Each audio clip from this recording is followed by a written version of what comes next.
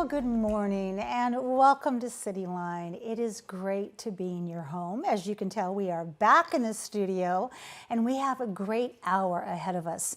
Later on, we'll be talking with Relay for Life. Nicole will be here to talk about Relay this year and why she is so connected to Relay. Museum of Glass, Mr. Ben Cobb will be here. It is their 20th anniversary. Can you believe it? And they have some wonderful things planned for our community that you want to hear about. Tacoma Youth Symphony, Dr. Paul Cobbs will be here to talk about what they are up to and what they have planned for the summer and what is the current musically speaking theme that they are showcasing. And with me now is somebody who I could sit and talk to for hours. I love this gentleman. I love what he does for Tacoma. I'm talking about he is the brain power behind Tacoma Guitar and Drum Festival. Please welcome back to CityLine, Mr. Bruce Adolph. You are the producer of Tacoma Guitar and Drum Festival, and it's so good to see you. Well, your words are too gracious. It's always good to be with you. Every year we get to come on and talk and connect. We do. It's like we go a whole year and we just pick up right where we left off. Well, and speaking of that, okay, so I'm looking into my fake crystal ball here. When I last left off with you, we were still Zooming from my kitchen. That's right. And I remember there was this fabulous rock and roll personality that I was interviewing right before the Guitar Festival for last year. So tell us how it went. Okay. Well, the fun part was on your Zoom was Rudy Sarzo, our bass rock and roller who's played with everybody. He actually photobombed, or Zoom bombed, I guess you would say. He did. Your previous segment, it popped up there and all the ladies were like, who is this guy? But because he was so cute. Yes, he is. Yeah, they're all like, oh, I'm like, look at me, don't look at the cute rock and roller. So that was fun, though. We did a good conversation on Zoom, and I've gotten used to Zoom calls, too, but I like to see what's in people's houses. And when you Zoom now, here's the thing about Zooming with musicians, is they all have their guitars on the wall behind them because they all want to show them off. So you can go, whoa, and what's that one, and what's that one? And so it's kind of a little bit of a humble brag that those guys do. Oh, I love that. So it's fun to Zoom with musicians. Well, and so how was the actual show last year? Well, the actual show was great to turn the lights back on, because that was a wonderful thing, get the community back together, because we're about gathering the community musicians, bass players, guitarists, drummers. But the second day was our challenge, because if you remember, the second day, it hit 108 degrees in Tacoma. It was even hotter in other places. Yes. So our attendance dropped, because on TV, they were saying, whatever you do not leave your house. Do not leave your house. Oh, and Bruce. like I said, Amanda, the Tacoma Dome is beautifully air conditioned, lots of airflow. And it's like, people, you'd be nice and cool and have a great time at our event. So we got hit a little bit on the attendance the second day, but that will not happen this year, because I think that was 1 in 1,000 years that happened. Oh, exactly. So now we're today. It returns for its 7th year. That's right. And for those who have not yet attended this event, tell us about this. How did it come about? Sure. Well, actually, I've started doing guitar shows many years ago. I went to a guitar show in Kent that's been going on for, now it's been 31 years. I went and just walked around and I thought, I have just as much of stuff that I need to sell like these guys do. So being a vendor is really fun. In fact, I try to encourage people to be a vendor, because you can grab a friend who's got more gear than he needs, or the wife says, honey, it's time to let a few things go, or, So anyway, I went to the first show and I thought, I should be a vendor. And the second show I went as a vendor, and the third and the fourth. And finally, the one gentleman that ran the show, it was called the Seattle Tacoma Guitar Show. He said, Bruce, I'd like to give you my guitar show. And I said, well, why? And his name's Gordy, a wonderful human being. And I said, why? Isn't it profitable? He goes, no, it's profitable. Every time I climb on the ladder to get repair my house, I get a call from a vendor. I have to get down the ladder. He's an older gentleman. Yes. He goes, the guy's like, I think the guy's like you, but I like how you market and how you think. And will you go ahead and accept my show? And I said, well, I will, but on one condition, because you're the guy that started it. Well, can I keep you on if you don't do any of the work, and I'll give you 10% of the money, but I just want to not be under new management, because it's your vision. So let's follow through with your vision.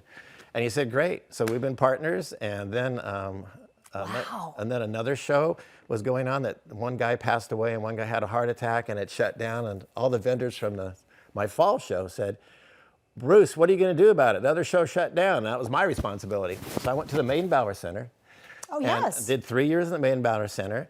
And then it's kind of funny how it worked out. They kept raising the price on me every year, and I'm going, wow. And then I got a call from the Tacoma Dome. Yes. And they said, we'd like to talk to you about the Tacoma Dome. And I said, you know what? I can barely afford the Maidenbauer Center. So I said, okay. I kind of delayed, and then I got an email from Tom Alexander at the Tacoma Dome saying, I really want to talk with you. And I said, okay, I'll give the guy a sales pitch, let him try to sell me. I can't afford the Tacoma Dome. And he got on the phone and said, Bruce, I want to partner with you. And he had me at the word partner. There it was. So we co-partnered together with the city of Tacoma, and it's been 7 years of success. Yes, it has. And bringing the community together with vendors and the public and performances on the stage. And it's just been great. The city's been so good to me. I signed a contract with the city of Tacoma. Isn't that weird? Isn't that weird? That is. So the last time we talked, we were smack dab still in the pandemic. Of course, hindsight's 2020. And there was a shortage of supplies and equipment because of that. That's true. Things couldn't get to us.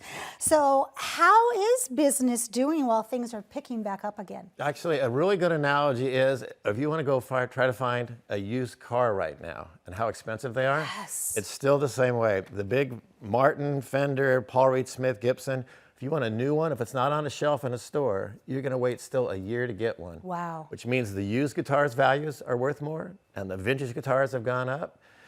My son's car broke down last week and we were going to get it towed to the Ford dealer. They said they couldn't see it until May 27th at one dealer and June 21st at another Ford dealer. Yep. Every guitar repairman I know is backed up with guitar repairs. They have so many because people said, if I can't buy a new one, let's fix the old one. Right. So now at our guitar festival, if you want to walk in and sell a guitar, which we encourage you to do, carry 2 guitars with you, whatever you can carry in your hands, you'll get the best money you've ever been able to get for your guitars because they're worth more than ever now. Just like a used car, Right. it's worth more than ever. Right. I heard, yeah. We've been showing your website below, and people can be checking that out as we're about ready to talk about this masterpiece. Okay, I am just going to put a tick lock on it, and I want you to tell me all about this beautiful instrument. Sure. So this is a very special one. It comes from Rick King at Guitar Maniacs, which you know. I do know. Rick started in 1987, and he actually has kind of a museum inside his store. You can buy great guitars there, and the prices are terrific. But he's got guitars from the Wailers. He's got guitars from the Sonics. It's like a museum in there. And he's got guitars from the Ventures. He's got their 3 main guitars. They're secret weapons in the recording studio. And this is one of them. This is the 12-string, Fender 12-string from the 60s that they used on all their big hits in the studio. And actually, I was telling you off camera that normally in a vintage guitar from the 60s, this would be worth several $1,000s. But because it's the Ventures, and this plaque right here actually is a letter from Don Wilson. Well, like we said, we lost him just a few months ago.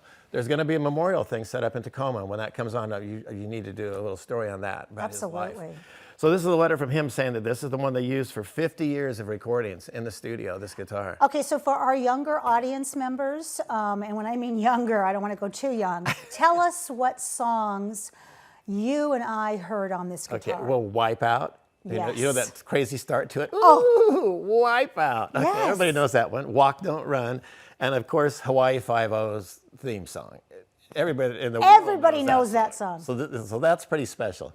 So this guitar is actually a very valuable guitar because of the ownership of it, not just because of its own innate value. Yeah. You know. So this guitar will be obviously at the show. People can take a beautiful gander and get their picture taken next to it, but please don't try to touch it. But let's talk about the show itself, Sure. because I know we've got products available at the event. You said a great time to buy a guitar at the event because of the shortage. And also there's a really wonderful education component to this. Yes. And also, I have to ask my favorite thing, and that's food. Well, the food area is the regular concessions from the Tacoma Dome. Perfect, it's all we need. Yeah, it's not like I'd love to have like a taco wagon outside or something. Next like that. time. But yeah, they're good to get that. The teaching component is really important. And this year we're pretty excited. There's a band called Snarky Puppy. I don't know if you're familiar with them or not. It's a great name, isn't it? It is. They won 4 Grammys. They do jazz, rock, fusion, instrumental, jam band. But their guitarist, Mark Lettieri, who's a phenomenal guitarist, and their drummer, JT, are going to teach a 1-hour workshop Saturday morning. And then they go from there. We drive them, they'll meet people, sign autographs, hang out in the booths with guitar companies and drum companies. And then we drive them to the Steely Dan concert because they opened for Steely Dan before. So that's that night, Saturday night in Auburn. It's got to be the White River Amphitheater. Of course. Yeah. So then we got to drive them out there to sound check, but we're thrilled to have them.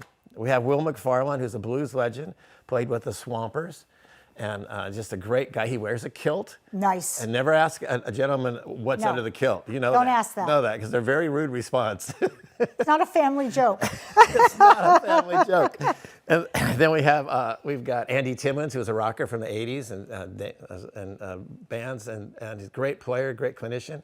And then we have stuff all weekend planned. Yeah. Tomo, who's a local Seattle artist, and then we have Stephanie Ann Johnson, who you know. Oh, I our love Tacoma. Stephanie. We had her on when she was on The Voice. Yeah, so Yeah. she'll be there, and we've got others. We've got a shredder guy by the name of Kazuki, I gotta remember his name, love Kazuki, and all kinds of good stuff. Larry Mitchell, another Grammy winner. It's just gonna be stacked full of good stuff. All right, so I'm looking at my countdown clock, and I have a minute. Wow, we've 30 been left. really rocking this. I know, and I know you have a list of people who you would like to thank. So this is your time, Bruce. Sure. Well, we've got sponsors like Paul Reed Smith Guitars and Martin Strings and all the guitar stores in the area. Mike and Mike's, Thunder Roads, Diablo Guitars, of course, Guitar Maniacs. I don't want to miss anybody in there, but I may miss some of them. The Drum Vault with Don Bennett.